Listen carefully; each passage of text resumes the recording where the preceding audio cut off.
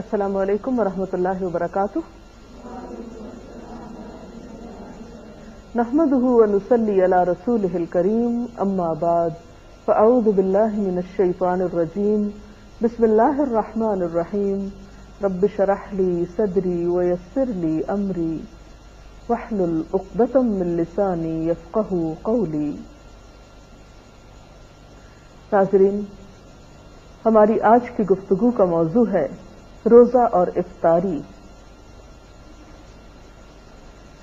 افطار کا وقت بھی بہت خوبصورت وقت ہوتا ہے، ایک انجانی خوشی کا وقت ہوتا ہے. نبی اکرم صلی اللہ علیہ وسلم نے اس کے بارے میں فرمایا، للصائم فرحتان یفرحہما اذا افطر فرح بفطرہ واذا لقی ربہ فرح بصومہ. آپ صلی اللہ علیہ وسلم نے فرمایا، روزے دار کے لیے خوشی کے دو موقع ہیں جن میں وہ خوش ہوتا ہے.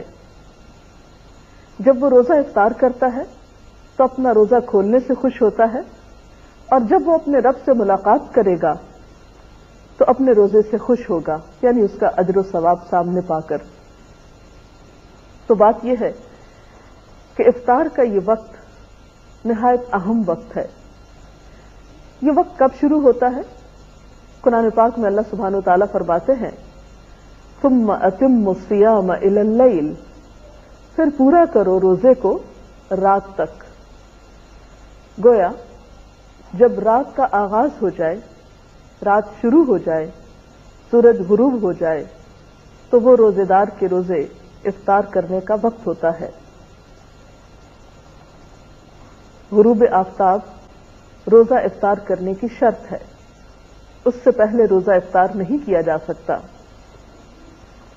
بخاری اور مسلم کی ایک روایت کے مطابق قال رسول اللہ صلی اللہ علیہ وسلم، اذا اقبل اللیل من ہاہنا وادبر النہار من ہاہنا وغربت الشمس فقد افطر الصائم. آپ صلی اللہ علیہ وسلم نے فرمایا، جب رات آ جائے، دن چلا جائے اور سورج غروب ہو جائے تو روزہ دار روزہ کھول لے. گویا دن کا جانا اور رات کا آنا وہ وقت ہے جب روزہ افطار کیا جاتا ہے. یہ بھی یاد رہے کہ روزہ افطار کرنے میں جلدی کرنا مسنون ہے. گویا سورج کے غروب ہونے کے فوراً بعد روزہ کھول لینا چاہیے. حضرت انس رضی اللہ تعالی عنہ فرماتے ہیں کہ ان النبی صلی اللہ علیہ وسلم لم یکن لیصلی المغرب حتی یفطر ولو علی شربۃ ماء، کہ آپ صلی اللہ علیہ وسلم افطار کیے بغیر مغرب کی نماز نہیں پڑھتے تھے، چاہے ایک گھونٹ پانی سے افطار کرتے. گویا اس سے یہ بھی پتہ چلتا ہے کہ افطار کا وقت مغرب کی نماز سے پہلے کا ہے، یعنی نماز نہیں پڑھنی چاہیے جب تک کہ افطاری نہ کر لی جائے. حضرت سہل بن سعد سے روایت ہے کہ رسول اللہ صلی اللہ علیہ وسلم نے فرمایا، لوگ برابر بھلائی پر رہیں گے جب تک کہ روزہ کھولنے میں جلدی کریں گے. جیسا کہ سحری کے بارے میں گفتگو کرتے ہوئے آپ کو بتایا گیا تھا کہ بہت جلدی سحری کرنے کی بنسبت تاخیر سے سحری کرنا لیکن وقت کے اندر زیادہ افضل ہے. اسی طرح افطار میں بھی بہت تاخیر نہیں کرنی چاہیے کہ مثلا رات کا جب بہت اندھیرا ہو جائے، عشاء کی نماز کا وقت ہو جائے تو ایک شخص سمجھے کہ اب افطار کرنا زیادہ ثواب کا باعث ہے کیونکہ میں نے سب لوگوں سے 1-1.5 گھنٹہ زیادہ لمبا روزہ رکھا ہے اور دیر سے کھایا پیا ہے، تو ایسا کرنا کچھ ثواب کا باعث نہ ہوگا بلکہ الٹا سنت رسول صلی اللہ علیہ وسلم کی مخالفت ہوگی. تو آپ نے فرمایا کہ لوگ بھلائی پر رہیں گے جب تک کہ افطار میں جلدی کریں گے، گویا اعتدال میں رہیں گے. تو اس سے یہ پتہ چلتا ہے کہ ہمارا دین ہمیں ہر معاملے میں اعتدال کا سبق دیتا ہے. انتہا پسندی ہمارے دین کا حصہ نہیں ہے. ایک اور حدیث کے مطابق وہ لوگ اللہ کے محبوب بندے ہوتے ہیں جو افطار کرنے میں جلدی کرتے ہیں. عن ابی ہریرہ قال قال رسول اللہ صلی اللہ علیہ وسلم قال اللہ عز وجل احب عبادی الی عاجلہم فطرا، کہ اللہ تعالیٰ فرماتے ہیں مجھے میرے بندوں میں سب سے زیادہ محبوب وہ ہیں جو ان میں سے افطار میں جلدی کرنے والے ہیں. گویا اللہ تعالیٰ کی اطاعت کرنے میں دیر نہ کرنا، جب حکم آ جائے تو پھر پس و پیش نہ کرنا اللہ تعالیٰ کو پسند ہے. پھر اسی طرح ہم دیکھتے ہیں کہ آپ صلی اللہ علیہ وسلم نے فرمایا، حضرت انس رضی اللہ تعالیٰ عنہ سے روایت ہے، اور آپ جانتے ہیں کہ حضرت انس رضی اللہ تعالیٰ عنہ حضور اکرم صلی اللہ علیہ وسلم کی خدمت میں 10 سال تک رہے. وہ کہتے ہیں کہ آپ صلی اللہ علیہ وسلم نماز مغرب سے پہلے تازہ کھجوروں سے روزہ افطار فرماتے. اگر تازہ کھجوریں نہ ہوتی تو خشک کھجوروں سے افطار فرماتے. اگر خشک کھجوریں نہ ہوتی تو چند گھونٹ پانی سے ہی افطار فرما لیتے. تو اس سے پتہ چلتا ہے کہ دوسری چیزوں کی نسبت کھجور سے روزہ افطار کرنا آپ کو زیادہ پسند تھا. گویا آپ کی سنت اور آپ کی پسندیدہ چیز کھجور سے روزہ افطار کرنا ہے، اور کھجوروں میں بھی تازہ کھجور.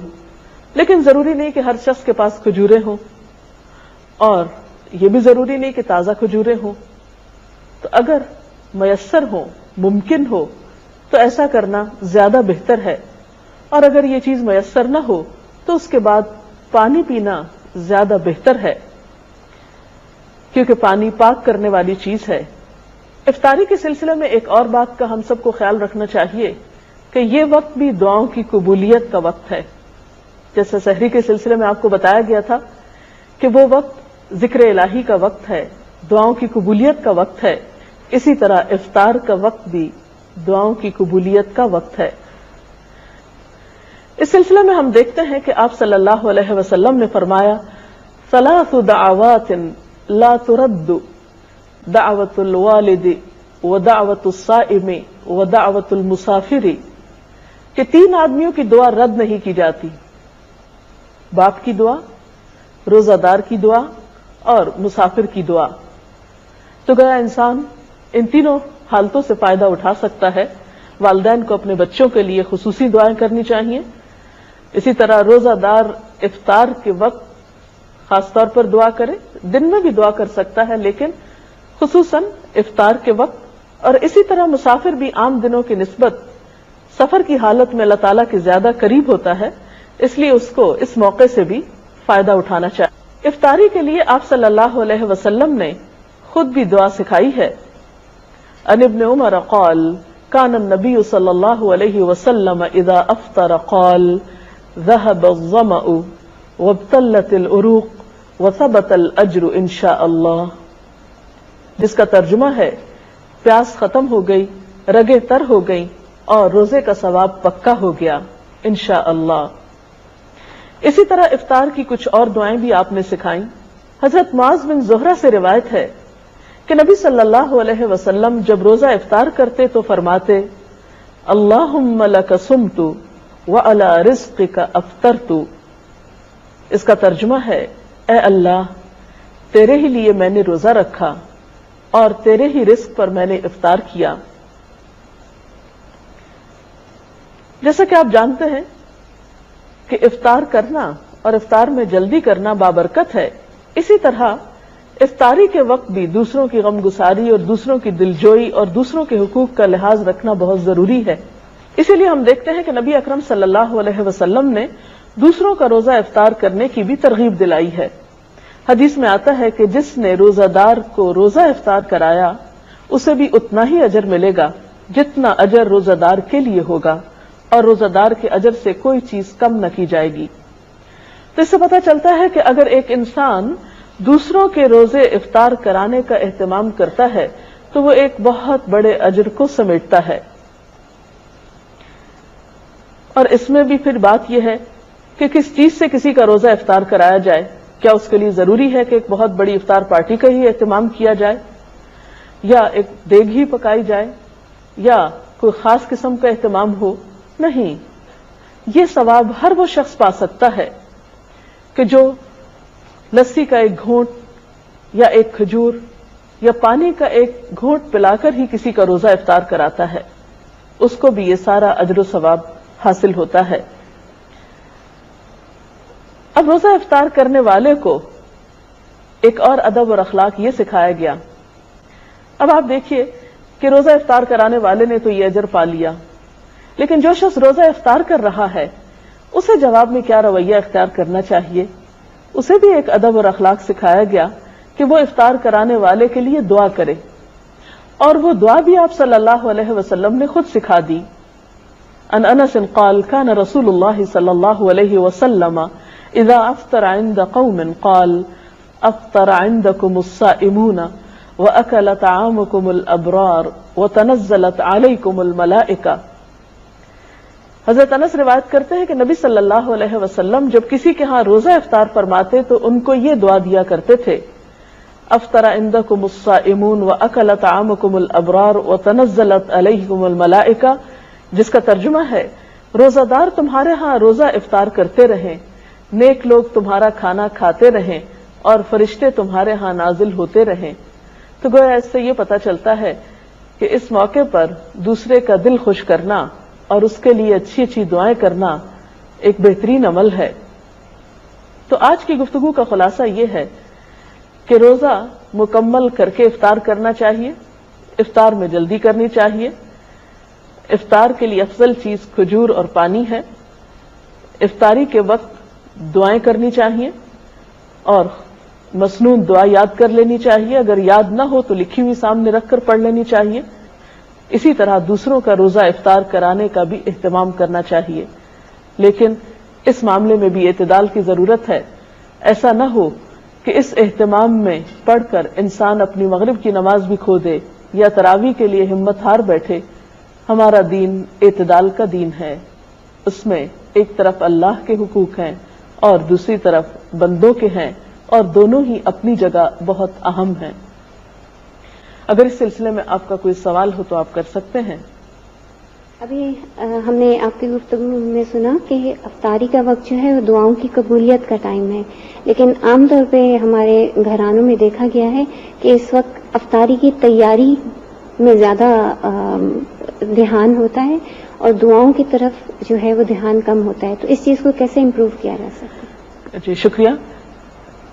افطار کا وقت سحری کے وقت کی طرح ایک بہت بہترین وقت ہوتا ہے، دعاؤں کی قبولیت کا وقت ہوتا ہے، اور عام طور پر دیکھا گیا ہے کہ افطاری کی تیاری میں اتنا وقت لگ جاتا ہے کہ دعا کرنا بھی بھول جاتے ہیں، اور آخری وقت تک کچھ نہ کچھ پکایا جاتا رہتا ہے یا لگایا جاتا ہے، اور اسی میں سارا وقت گزر جاتا ہے۔